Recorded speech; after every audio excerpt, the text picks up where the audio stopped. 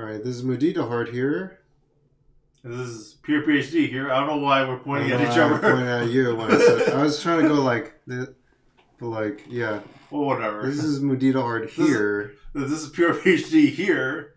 And we're here to talk about Rings of Power. Lord of the Rings, Rings of Power again. We're talking about it's a really long title, I guess. More movie stuff, more TV show stuff. We've been talking about it all week, recording these back to back before my trip out west. But the Wild West. I'm gonna check out some cowboy stuff and whatnot. But and maybe you'll see that in a future podcast or something. Yeah. Or not. It's my personal life, and maybe I just won't talk about that. There you go. Yeah, but it's not your business. Yeah, I'm pointing at you. Yeah. It's gonna be on a podcast called Nunya, as in Nunya Business. All right. There you go. I don't know. I'll talk about it if I feel like it. Yeah. But anyway, we're talking about Lord of the Rings, Rings of Power, which was on Amazon and came out last year. Yeah. Let's see if we have. It took us forever to finish it. Premiere date September 2nd, 2022. So that's not too bad. I think we kind of started watching it around then too. Yeah. We just took our very sweet time watching it. It's sort of long. There's a lot of stuff going on, so you have to take your time with it. Yeah, we took our sweet time with this show. It's like spoilers. Spoilers if you don't want to listen to it. Yeah, it's 8 episodes. Yeah, is it 8 episodes? Yeah. It's 8 episodes? It's only 8 episodes? Wow. Yeah, it felt like forever. I mentioned this last time, yeah. Oh my gosh, wow. But like I thought it was like going to be 10, but like, yeah, it's only 8. Each episode's about an hour long, but they feel like long hours. I mean, there's like 20 storylines each episode. Yeah, they pack in all the storylines of all the different characters, and like they have all these different sets and everything. And like it's hard to keep track of everything, honestly. And like when we would like come back like a week or every couple weeks or every month or so to like watch the next episode, it'd be kind of hard to like know where we picked off from. And like, and they just have so many random characters. Like some characters are like kind of side characters, and come on, man, go with the program. But not a big deal. I accidentally left the thing on, so I was trying to exit and then I entered it. Yeah, is it all good? Yeah, it's good now. I exited, yeah. I was like wondering what that sound was. I was like... Yeah, I think I heard it too. Yeah. But, yeah, I mean, yeah, it was kind of hard to keep track of things. I think it's not even just the fact that we didn't watch it back to back, but, like, they literally had, like, 30 different characters to keep track of. And it was, like, too many. There's, like, different locations. Yeah, there's a lot of different locations. There's a lot of side characters and stuff. Like there's a lot of different species. Yeah, you think the Fellowship of the Ring is a lot of people. This is a lot more people. It's not just the Fellowship in this, right? Or whatever it is. Yeah, and they have some familiar faces in this, but they're not like the major characters. Right, and then there's like, you know, even when you're like following one character, you're gonna get to know their whole family a little bit. And they're like, oh, I totally they gotta learn about totally other family. Yeah, and then like you have all these side characters talking in the background and stuff in a certain moment. Like yeah, it was hard to keep track of everything, but I don't know, the show, like I feel like we've been in this kind of era where like now there's like this new capability of shows and movies to have like really strong production design. Technology's caught up and technology's improved. Yeah, not to mention that this is made by the Bezos. The big Bezos. Yeah, I think this was probably... Backed by the Bezos. If I were to bet, like, I would say this was probably designed to be a loss leader. And, like, that they were just throwing money at this thing just to get more people signing up. I think it was, like, a research and development thing just to, like, keep stuff going. Like, get more people interested in the Prime service to sign up and stuff. Yeah, that's what I'm saying. Is, like, they're trying to get people to sign up for Prime Video and stuff. Yeah. That's what loss leader mean. I thought it was, like, a... Not quite like with Batgirl and Echo, but like I thought you meant something else. Yeah. It's meant to like get people's butts and gets people's foot in the door or whatever. Like it could also be just like a marketing thing for Prime Video, like butts in the chair, foot in the door, whatever. Like you get a delivery service, and we'll give you this free whole series that'll be epic and like change your life. Yeah. And like I think this was probably the premiere show on Prime Video when it came out. I don't know. Is there really any others? Really? Like there's like I don't know. The The Boys and There's Diabolical the and The boys. Tick, Yeah, but I think Invincible. this was like its own like prestige franchise they were Yeah. tapping into. And like when did they acquire Lord of the Rings under Amazon or It's whatever? weird too because it's still under New Line. Right, and Yeah. Which is done by Warner Brothers. Warner Brothers, right? I don't know if they're Okay. producing it and the money's backed by Amazon or what exactly the terms of the deal is. Interesting. That's very interesting, huh? Yeah. And like we just watched Shazam 2 and that was New Line, right? Yeah, it's same with Nightmare on Elm Street and New Line's a bit, Blade is New Line. Oh, which is Marvel. I think Okay. Teenage Mutant Ninja Turtles might be New Line. I could be wrong. Okay. And Rush Hour is New Line. Wow. Yeah. Okay. Interesting. I was watching that recently. Yeah. Yeah. So I mean, yeah, definitely. You know, in the Rotten Tomatoes critics consensus, we don't have to follow this. I know you have something against this. Yeah. But like, at least it's. Well, the critic consensus is pretty good. I think we can agree. I feel like they could have said more positive stuff about it. They say it's still pretty good. Yeah. They say here it may not yet be the one show to rule them all, but Rings of Power enchants its with its opulent presentation and deeply felt rendering of Middle Earth. That feels very true to form. That last part, because like it feels like it's even more production value than the original Lord of the Rings movies in a lot of places. Yeah.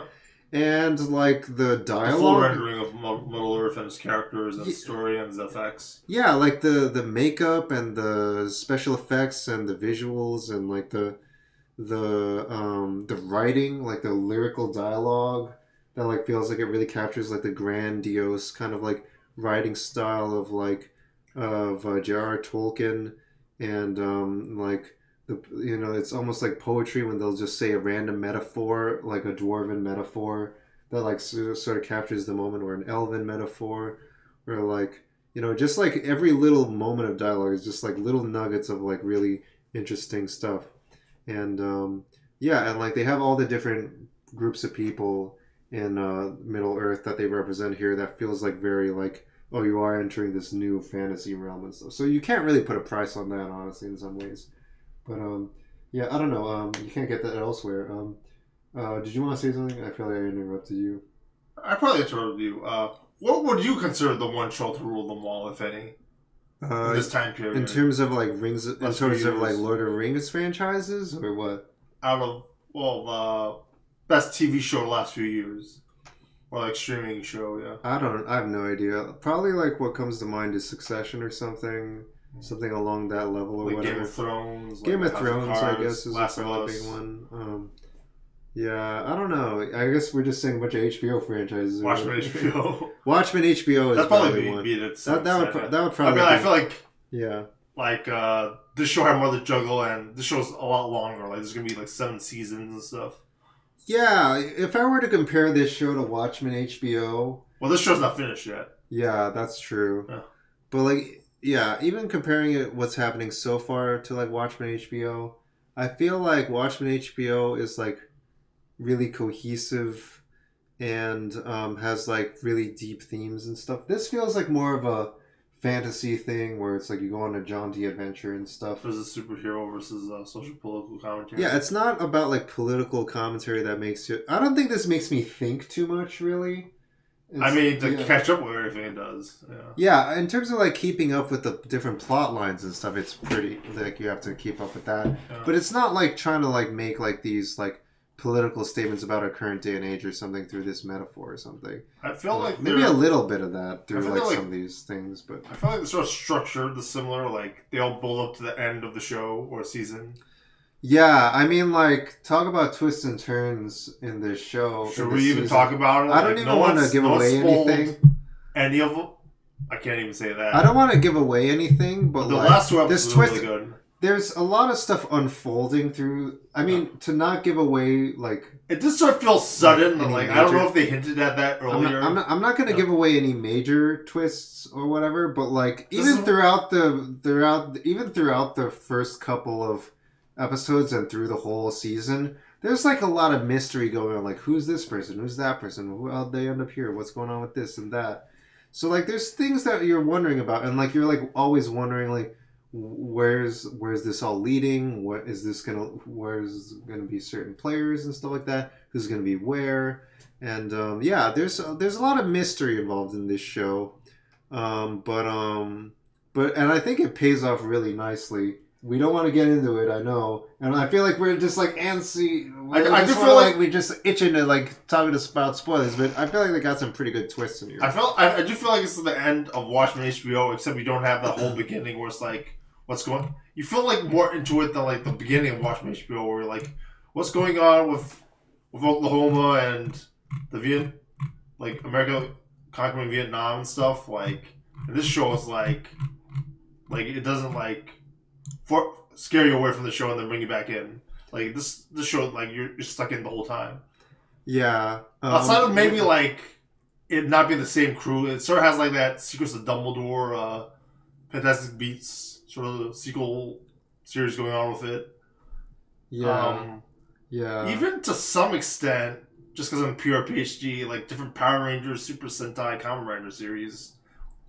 In terms of like twists and stuff, I'm sorry. In terms of like from like you go from like Harry Potter to like the Fantastic Beasts, Secrets of Dumbledore movie franchise, and you go from Lord of the Rings, Peter Jackson to by New Line to Amazon, Rings of Power, Lord of the Rings. Right. So yeah, that's all to say. Like this is a different series from Lord of the Rings. Like if you're going into this expecting it's gonna be Lord of the Rings or Hobbit, you're in a different era entirely.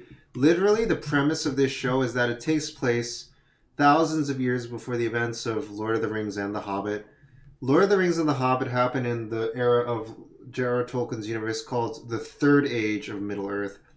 This takes place in the Second Age of Middle-earth, during the rise of like Sauron and stuff. And the First Age is when like there's like another villain then, and then Sauron's only like a general or whatever. But yeah, so that's the premise of this. And then like yeah, there's like different plot lines and stuff here. So like there's like you see some familiar characters and references to familiar characters. So Galadriel is here. She's a elf and she's like on her quest here. And then like we have new characters that they're introducing. We have the Southlanders. We have the let me see if I can find. If you like this, it's more similar to like the expansion books of like the prequel Star Wars novels, but not quite to the extent of if you really want to get out there like the Knights of the Old Republic. It's not Knights of the Old Republic. It's like the stuff after that, not like that ties in with like current or like not or like 70s 80s Star Wars stuff. Yeah, it's like in a different like part of the timeline where they can just kind of have free reign to kind of do things. And I looked into some of the behind the scenes of this show, and like it sounded like they were basing it off of like J.R.R. Tolkien's writing, but they were even adding additional characters and storylines that weren't even fully fleshed out in the original writing that they want to have their own take on it in this show. Yeah. So like even then there's like some surprises in here that you might not necessarily even know about even if you followed that stuff. It's like what they did with Animal and Muppets Mayhem. They put their own take on it. Compared to like what was originally in the movies and like Muppet Show and all that other stuff. Yeah, it's kind of a different incarnation of this like Lord of the Rings universe and whatnot, I guess. So just to kind of set up who we're dealing with here, there's like a lot. We mentioned there's a lot of plot lines. Just to like briefly go over this, like you can see like here, there's like 5 different groups of people and stuff like that. But and even then, this is only a fraction of like all the people they kind of have give dialogue to. But just to give an idea of the key players. Here's the elves. We have Galadriel. Who you might remember from the original Lord of the Rings. Yeah. And then here's Elrond, who's also in Lord of the Rings. And I believe in The Hobbit as well. Oh. Arondir is a new character. He's one of the wood elves in this. Which is a new species? Or There were wood elves in the really? Lord of the Rings. Like, I think Legolas Greenwood technically is a wood elf. Oh. Yeah, I don't think a lot of people remember that. I didn't know he was a wood elf. Yeah, like Galadriel is from the High Elves or something, and then Legolas himself was like a wood elf. Oh, that's why he's the bow and arrow, right? Yeah, exactly. Okay. Yeah. And let me see. Lord Celebrimbor is. I know you look. Something about that name, like you always say that name like with a lot of confidence. Celebrimbor. I don't know. I feel like I feel I have a lot of fun saying it. I guess too a little bit. Oh, you do? I didn't even know you did. I probably just like. I just so casually just. I wonder if it was just me or something. Yeah. How? Okay, I want to see here. I feel like I've already spoiled it for you, but how are you gonna say it? Like. Celebrimbor, yeah. I feel like you sound hesitant when you say it. Because it's a very long name. Yeah. It's a long name. Yeah. Yeah. He's. I don't. They don't have like English, like written down in signs in Middle Earth, so like I don't know how to spell it. Right, like it's like a lot of stuff's based on like other languages and like fictional languages. Yeah. J.R.R. Tolkien himself was a linguist and literally made languages for this fictional universe. Yeah. This is a big nerd, huh? Yeah. And then fans have loved like learning these languages, but yeah, I guess it's Celebrimbor- cool for like Star Trek Klingon fans and stuff. Yeah. Exactly, it's like Klingon and all that. Yeah, Celebrimbor is an artisan and the High King I of the just found out Elves. how was Celebrimbor. Like you kept saying his name, I was like, oh, that's who he is. The thing is also like I didn't remember his name or how to say it until like the last few episodes when they started bringing him back into the show again. So as soon as I remembered it, I was like, oh, that's his name and that's how you say it. Also, like, there's so many characters that you sort of forget what the names of each of the characters are. yeah, sometimes I'm like, I don't remember this person's You need name. like a little book to like write it all down. And I'm like looking at the captions sometimes, and I don't even know how to pronounce it. Like I don't even know what they just say. We gotta rewind back so I know how to say the name or whatever. But this is the High King. Yeah. He wants to protect the future of the elves. Yeah. Here's the Numenorians. The Numenorians have an island realm. Here's the High Queen Regent. Here's the captain of the Numenorian army, or the navy. Here's Pharazôn, a statesman. And here's Earian. I barely remember her. Going through all these. There's so many people. Isildur. That name might sound familiar if you know the original Lord of the Rings. Kemen. I don't remember this guy Kemen that well. Even after we watched this show, he's not part of the Roman race, right? I don't really remember. Roman. Yeah, the regalia. Yeah. Yeah. Oh, I guess we. It features them a couple times. Yeah. Yeah, the Roman regalia here. I guess we can't. It's hard to see it on here. Oh, you're block. Oh, yeah, we're blocking it a little bit, but you'll see on the Amazon Prime thing. Yeah. Yeah, and then here's Bronwyn of the Southlanders, a single mother and healer. There's Halbrand, a lowman of the Southlands, a castaway, and trying to run away from his past. Here's Theo, who's also from the Southlanders, and he makes a dark discovery, and he's also trying to prove himself. Here's the Harfoots. Probably the most relatable characters are the Harfoots, and I think, here they literally say they are halflings. So they're not hobbits, but they're a different kind of halfling, I guess. So that's interesting that there are halflings who will one day develop into hobbits. Oh, okay, that's fascinating. They're still elemental, unlike the hobbits, right?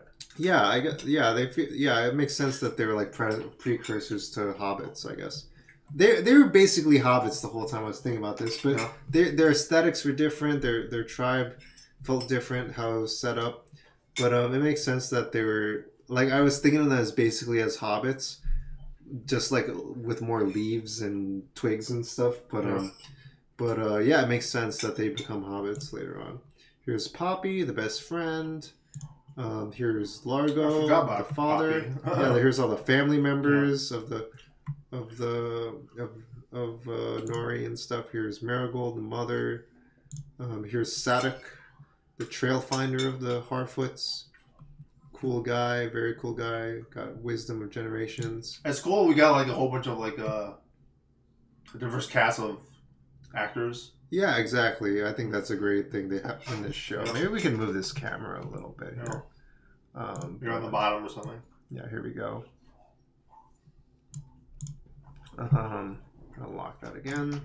Then here's Prince Doran, and he's very important to the plot in terms of like gaining the allyship of the dwarves, in terms of like I don't know, I don't want to give spoilers, but like it's just important gaining the allyship of the dwarves in this conflict that's unfolding. Then here's the wife of Doran, Prince Doran's wife, Princess Disa, and as we can see, like this is addressing a lot of the problems that the original Lord of the Rings had, where there was a lack of diversity, and like if you've seen like my past streams, perchance, I did talk about Ready Player Two, the book, and in Ready Player Two, they talk about how like you don't have to read the book or watch the stream if you don't feel like it, but like in Ready Player Two, the book, they talk about how like one of the like main antagonists like favorite books is like the Lord of the Rings franchise, and like one of the major criticisms from like a black female character in the book is like, why would he care? Why do I care about this franchise that's all about white people having white people problems and stuff like that? There's literally no people with diversity, and they have to like explain. Like, well, it was very integral for the origins of like the fantasy, modern fantasy genre, and D&D and RPGs and fantasy RPGs and everything. I feel like there's like culture. So this and Harry Potter, like there's issues with that, and like yeah, well, less with Harry Potter, but still somewhat. Like I think like what's his name? The Daily Show guy was like, there's problems with that, and like. I mean, like, yeah, with like he made a whole thing about this with like the goblins and like Gringotts and stuff. Yeah, the goblins being like anti-Semitic stereotypes and stuff like that. Yeah. Literally bankers and stuff like that. And then there's like criticisms of Lord of the Rings, like, oh, how come all the bad guys are like the orcs are like certain stereotypes? Orcs are certain stereotypes. It's on Wikipedia. How come all the bad guys are from like appearing from the Orient or whatever in Lord of the Rings and stuff like that, or they're literally non-Western continents. Yeah, they're literally commanding elephants and stuff and all that. And like they're already like the nations that are sort of like conquered by other nations. Right, and then like you have to bring in like the glory of the West to like the rest of Middle Earth and stuff. Very, I mean, to keep in mind, Lord of the Rings was written by J.R.R. Tolkien, who fought in World War One, I believe. Okay. So that's how long ago he goes back. So yeah, very different time. He's a little out of date. Very different time. It was like a time when there was like drafting and stuff. Yeah, he tried to avoid the draft in World War One. Oh, I never knew that, huh? He tried his best, but then like all his like family members were like, like kind of shaming him a little bit, like, come on, man, you should really get out there. And like he really did not I don't know. He was like kind of traumatized. It's really a shame because he's like, obviously like traumatized. World War One's probably like the worst of the Second World War of the two World Wars. Both wars were bad in their own ways. Like, but yeah, trench warfare was World War One was the more pointless one. Yeah, and trench warfare was brutal. He yeah. In J.R.R. Tolkien's Wikipedia article, they talk about his experiences, like people from his town, like being part of like battalions, like going into different parts of the map of Europe, and like just whole groups of people just getting taken out at a time and stuff. Really brutal war, and like is this kind of like spirit of like bonding through like this adversity that like kind of informed his experiences on writing Lord of the Rings, and like like the camaraderie during wartime and stuff like that. But also like also like the people who like fight wars in meaningless and like violent ways would like inform like different inspirations for like the orcs and stuff like that in Lord of the Rings. A movie that covers it very well is Stanley Kubrick's Past Is Glory, starring Kirk Douglas. Oh, okay. That's also talking about like the horrors of war and everything. It's about World War One. You see the trenches, you see the dying, and you see the aristocrats just twirling their thumbs. Yeah, and you can even see like a little bit of that now with like Roger Waters making statements to like the UN, talking about like how similar things to that, people are going out there where other people are just staying at home, just like making money off of things and all that. But we're seeing like this war unfold, early parts of the war unfold.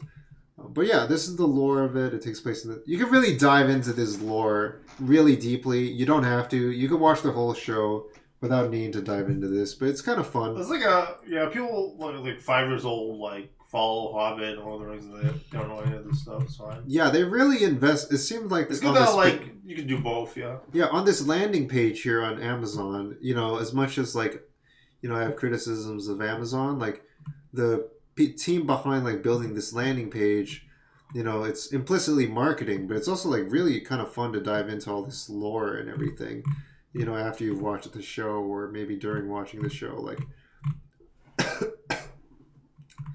And and then they'll have links to like, podcasts and recipes on Alexa and the soundtrack and reading the books and audiobooks and all that good stuff and Audible books and stuff like that. So that's Amazon for you. They're trying to get the synergy going. Once you sell one thing, try to sell more.